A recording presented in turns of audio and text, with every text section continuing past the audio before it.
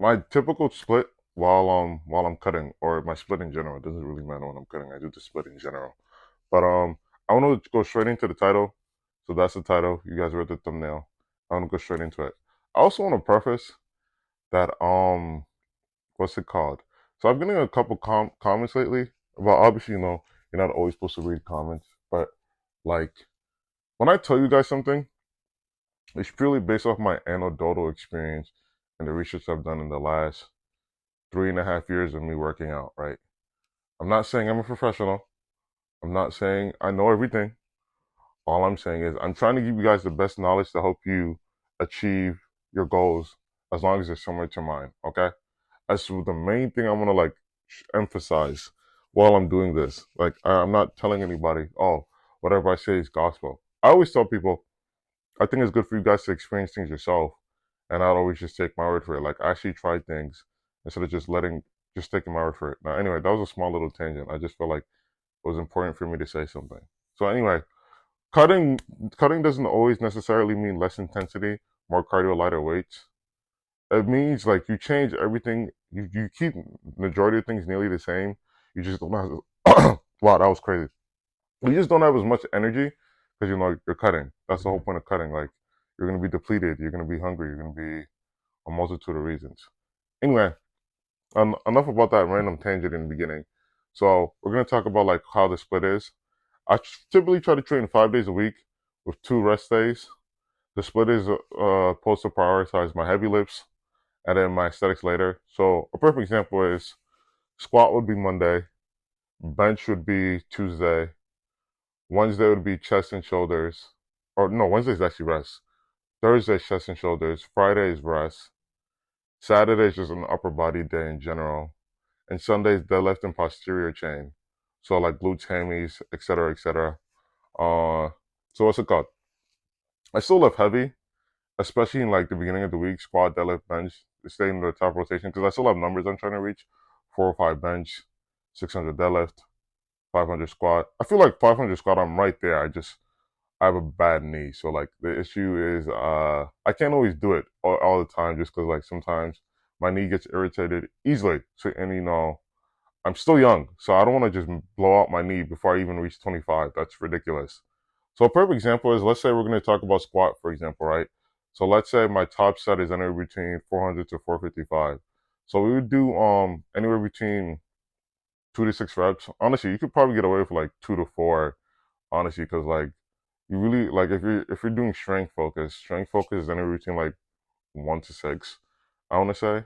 So yeah, you could get away with anything like that. And then if you're gonna do some back off sets, where like you're gonna do like 315 to 335, that could be a perfect example for squats. And then RDLs, leg curls, abs, etc. And then for deadlift, I like to do I need to get back in the habit of doing deficits.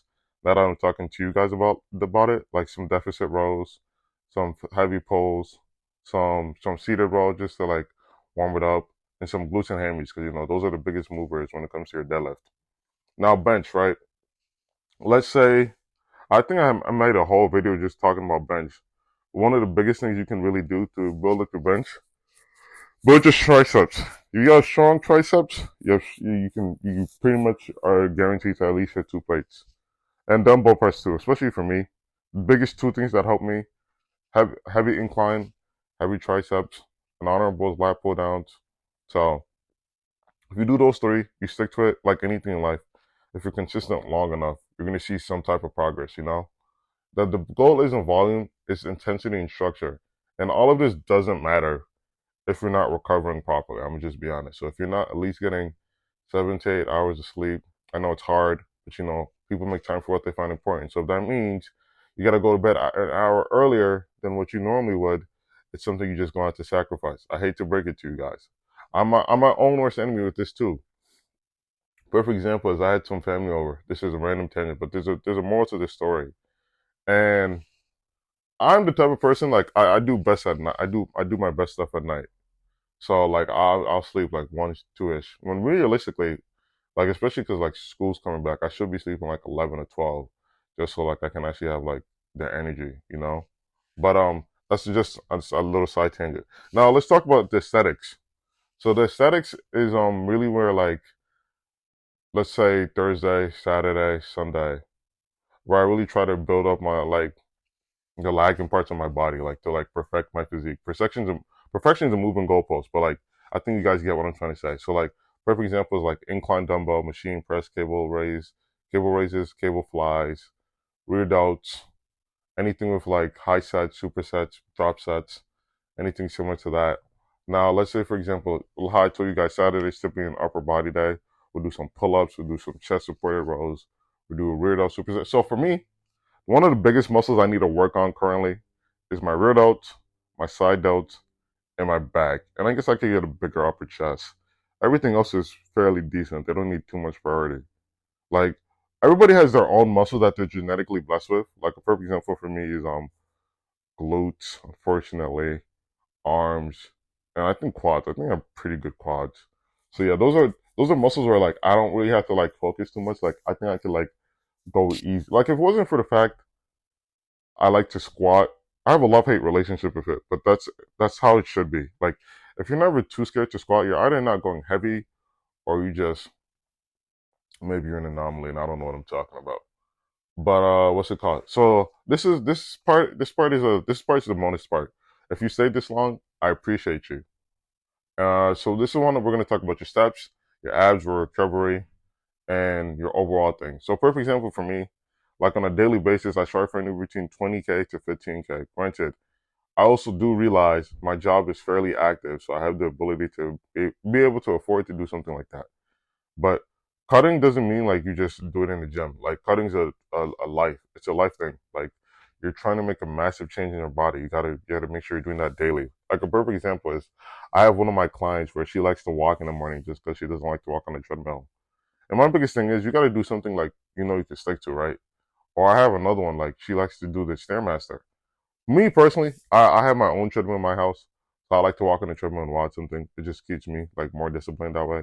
So like if I know I have more flexibility on a certain day, I'll like walk before I go to bed. I'll walk in the morning and I'll walk before I leave. Granted, it's a little much, but training sane or remain the same. I don't know if I said the quote right, but I think you guys get the general gist of what I'm talking about.